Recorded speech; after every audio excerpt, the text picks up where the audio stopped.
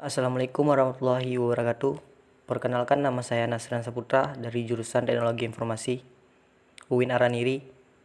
Pada video kali ini saya akan mereview jurnal untuk tugas keamanan data yang berjudul Cloud Security Blockchain Access Control. Jurnal ini dibuat oleh Ari Raditama Arya Satya dengan NIM 18217017, jurusan Sistem Teknologi Informasi. Baik, langsung ke abstraknya. Dalam era globalisasi ini, teknologi cloud sudah banyak digunakan dalam berbagai proses bisnis di dunia. Penyimpanan data di cloud dapat mempermudah pengaksesan jarak jauh, pengambilan keputusan, pengurangan biaya untuk penyimpanan data, dan distribusi data. Dengan banyaknya penggunaan cloud security merupakan salah satu isu penting dalam bidang cloud computing. Salah satu solusi untuk mengatasi masalah cloud security adalah menggunakan blockchain access control. Dengan menggunakan alamat akun dari node pada blockchain sebagai identitas dan mendefinisikan kembali izin mengakses data pada cloud yang lalu dienkripsi dan disimpan pada blockchain. Kemudian pendahuluan. 1. Latar belakang. Cloud computing adalah salah satu platform komputasi terdistribusi yang paling cepat berkembang di perusahaan, industri, akademik, dan komunitas penelitian saat ini. Cloud computing sebagai model komputasi yang lumayan baru juga bisa menyediakan pengguna dengan layanan yang selalu ada, mengurangi biaya dari penyimpanan dan komputasi, dan meningkatkan kemudahan penggunaan. Karena itu, semakin banyak bisnis dan individu yang menyimpan data dalam sebuah cloud. Kemudian access control merupakan salah satu area fokus untuk keamanan cloud computing. Access control adalah untuk mencegah sumber daya yang disimpan dalam cloud untuk diakses atau dicuri oleh pengguna ilegal. 2. Dasar teori. Cloud computing adalah sebuah model yang memungkinkan akses jaringan dimanapun dan sesuai kebutuhan untuk mengakses kumpulan sumber daya komputasi yang dapat digunakan bersama dan dikonfigurasi seperti jaringan, server, media penyimpanan, aplikasi, dan layanan yang dapat digunakan dengan usaha minim. Terdapat juga beberapa model dari cloud computing. Yang pertama, private cloud, di mana infrastruktur tersebut hanya dapat digunakan oleh sebuah organisasi yang terdiri dari beberapa pengguna, seperti unit bisnis. Kedua, ada community cloud, di mana infrastruktur disediakan kepada sebuah komunitas yang anggota dari komunitas tersebut memiliki tujuan yang sama. Selanjutnya, public cloud, di mana infrastruktur dapat digunakan oleh publik, contohnya adalah sosial media. Kemudian hybrid cloud yang merupakan gabungan dari dua atau lebih infrastruktur cloud. Access control adalah sebuah proses di mana sebuah administrator dari sebuah objek memberi hak akses kepada pengguna untuk mengakses informasi yang terdapat pada ACL, Access Control List. Pengguna hanya dapat mengakses data di mana dia diberikan izin dan juga sebaliknya.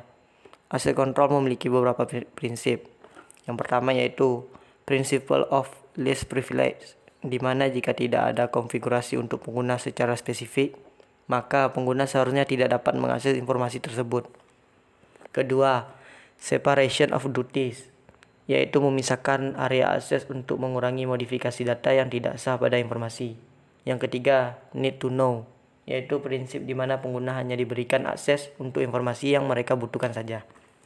Kemudian, blockchain adalah serangkaian catatan data yang dikelola oleh sekelompok komputer yang tidak dimiliki oleh satu entitas, di mana masing-masing blok data tersebut diamankan dan terhubung satu sama lain menggunakan prinsip kriptografi. Jaringan pada blockchain tidak memiliki otoritas pusat, di mana informasi di dalamnya terbuka untuk siapa saja dan dapat dilihat oleh siapa saja.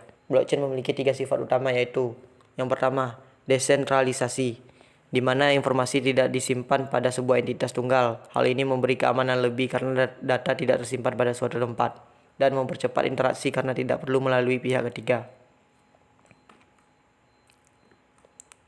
Kemudian transparansi, di mana seluruh transaksi yang terjadi pada blockchain dapat dilihat. Hal ini meningkatkan tingkat akuntabilitas dari proses yang dilakukan.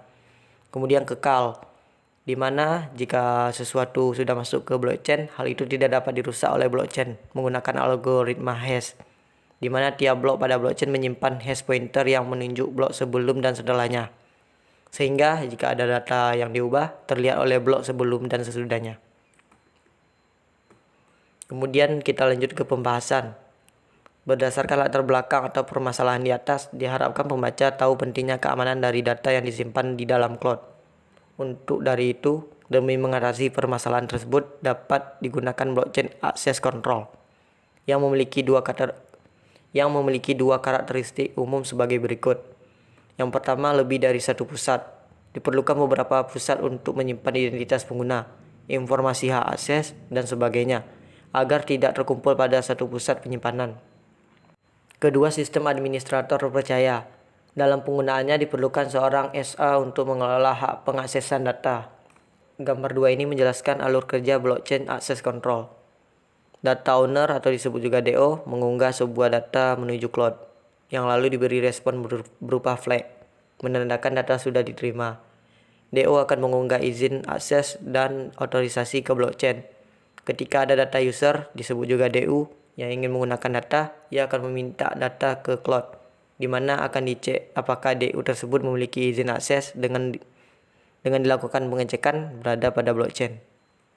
Setelah menemukan izin dari DU tersebut, akan memberikan respon terhadap cloud berupa izin akses milik DU tersebut, yang kemudian akan diverifikasi oleh cloud dan memberikan respon ke DU berupa data. Kemudian DU akan memberikan flag kepada cloud menandakan bahwa dia sudah mendapatkan respon. Lalu cloud mengunggah informasi pengakses ke blockchain. 1. Initialization. Pada tahap ini terdapat registrasi dari cloud, DO dan DU, dan publikasi data. Yang pertama A. Registrasi cloud. Proses ini terbagi menjadi 3 langkah. Yang pertama, cloud mengirim request untuk registrasi pada blockchain. Kemudian blockchain memanggil fungsi untuk menghasilkan public dan private key dari cloud, lalu menggunakan sebuah fungsi dengan input public key dari cloud untuk menghasilkan address dari cloud. Address tersebut lalu dienkripsi, lalu dikirimkan kembali ke cloud, yang lalu akan didekripsi untuk mendapatkan address. Lalu dengan menggunakan sebuah algoritma dengan input berupa address, private key, dan informasi dari cloud, blockchain akan menyimpannya beserta waktu penyimpanan, transaction ID dari proses tersebut, lalu dikembalikan kepada cloud. Kemudian B. Registrasi pengguna. Proses ini terbagi menjadi 2 langkah. Yang pertama, pengguna mengirimkan request untuk registrasi pada blockchain. Selanjutnya, blockchain memanggil fungsi untuk menghasilkan public dan private key dari pengguna, lalu menggunakan sebuah fungsi dengan input public key dari pengguna untuk menghasilkan address dari pengguna. Address tersebut lalu dienkripsi, lalu dikirim kembali kepada pengguna, yang lalu akan didekripsi untuk mendapatkan address. Kemudian C. Pengunggahan data. Pada tahap ini, DO mengunggah data ke cloud dan metadata ke blockchain. Terdapat 3 langkah. DO mengunggah data ke cloud yang berisi konten dan URL-nya. Kemudian menggunakan public key milik DO. Cloud mengenkripsi informasi dari data dan mengembalikannya ke DO, yang lalu akan didekripsi dan mendapatkan informasi data. Kemudian menggunakan suatu algoritma mengunggah informasi data menuju blockchain, di mana pertama mengkonfigurasi blockchain dengan memilih akses node, lalu membuat identitas unik untuk menggunakan hash, lalu izin akses dienkripsi, mengambil timestamp, dan mengembalikan transaction ID yang berisi hasil hash, enkripsi, dan timestamp ke DO. Nomor 2. Access control. Bagian ini menjelaskan ketika pengguna mengakses data pada cloud dan cloud menentukan apakah pengguna tersebut memiliki akses data berdasarkan izin yang disimpan di blockchain. A. Pengguna mengirim request ke cloud yang berisi data apa yang ingin diakses. Kemudian B. Cloud mendekripsi untuk mendapatkan address dari user, data apa yang diakses, lalu dengan fungsi hash mendapatkan ID dari data yang ingin diakses, lalu memanggil fungsi untuk mendapatkan informasi mengenai izin akses dari field tersebut dari blockchain. C. Blockchain mengembalikan informasi mengenai izin akses file. Kemudian D. Cloud melakukan verifikasi. Jika pengguna data yang didapat dari hasil dekripsi sesuai dengan yang dikembalikan blockchain, maka pengguna dapat mengakses data tersebut. Selanjutnya E. Cloud mengembalikan respon yang bertipe boolean. Jika true, maka pengguna dapat mengakses data tersebut. Kemudian F. Cloud mengunggah data catatan pengaksesan data tersebut ke blockchain. Kemudian nomor 3, yaitu authorization. Yang pertama A. DU mengirim request izin mengakses data ke cloud. Cloud mendekripsi untuk mendapatkan address DU, address DO, dan menginformasi data. Selanjutnya, cloud memanggil fungsi dengan hash dari informasi data untuk mendapat informasi izin akses data tersebut dari blockchain. Kemudian, blockchain mengembalikan informasi izin akses data. Selanjutnya, cloud memverifikasi apakah benar data tersebut milik DO, dilihat dari address DO, dan apakah permintaan akses oleh DO tidak melanggar peraturan akses data yang ditentukan sebelumnya. Jika melanggar salah satu peraturan sebelumnya, maka proses dibatalkan. Jika tidak, lanjut ke langkah berikutnya. Kemudian, cloud mengirimkan permintaan izin akses dari DO ke DO. Lalu, DO memanggil fungsi untuk mengunggah otorisasi ke blockchain yang menandakan address DO dapat mengakses data yang diminta. Kemudian G, DO memberikan respon ke DO bahwa data sudah bisa diakses.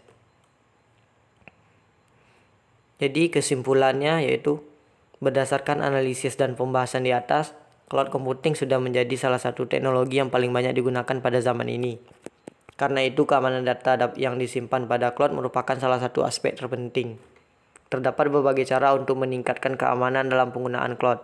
Salah satunya adalah dengan menggunakan blockchain access control.